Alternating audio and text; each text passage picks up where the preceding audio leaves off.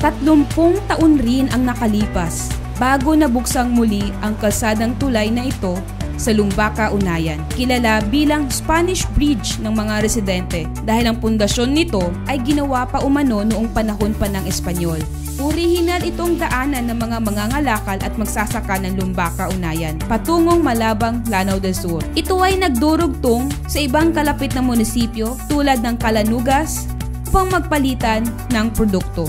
Sa panahon ng iba't ibang kolonyang dumating sa ating bansa, napilitang isara ang Spanish Bridge upang maiwasan ang pagpasok ng mga dayuhan galing sa pantalan ng Malabang papunta sa kabundukan ng Lanao. Dito pa lang sa Spanish Bridge, pinigil na ng mga ninunong Maranao ang mga Espanyol at Amerikano sa pagsakop sa kanila. Sila ay buong araw nagbantay at gumawa ng paraan upang itakwil ang mga dayuhan. Dahil sa magiting at matapang na pakikibakan ng ating mga ninuno, ang kultura ng Maranao ay napangalagaan at napreserba.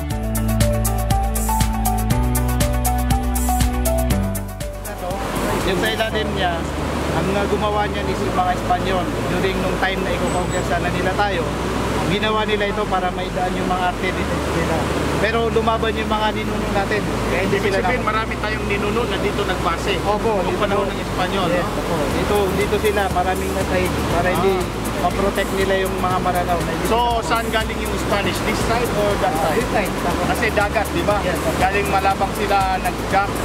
Saan sila pakyat? So historic talaga. Historic po itong place. Kaya Spanish Bridge. Ilang kilometers ito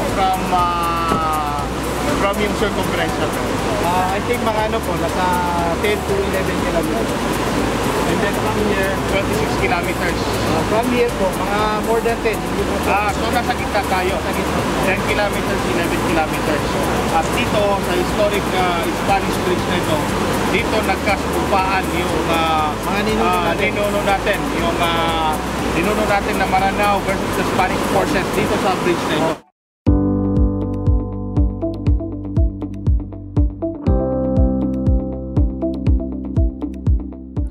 Dagdag pa rito ang matibay na suporta ni Regional Governor Mujib Hataman upang isaayos ang Spanish Bridge.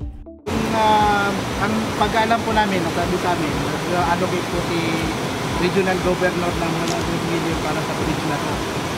Kasi ito po, pag naayos ito, pagkukunik ito ng Unayan area hanggang Malabang. So malapit na po yung travel time. Malaki po yung tulong niya sa atin.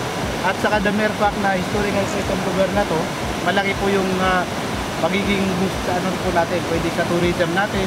Opo. Kasi itong falls natin, hindi po ito napupuntahan. Minsan lang mo yung nakakapunta dito ng mga tao. Pagka magkaroon ng daan, malaki po yung potential niya. Ang kasaysayan at kultura ang pinakamahalagang pamana ng ating mga ninuno sa Autonomous Region in Muslim Mindanao. Dahil sa kanilang sakripisyo at pakikibaka, malaya nating naisasagawa ang ating tradisyon at paniniwala.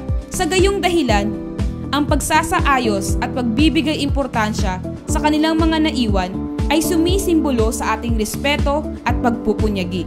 Ay bahagi ng makabayang malasakit ni Regional Governor Mujib Hataman. Hatid sa inyo ng DPWH, ARMM, On the Road.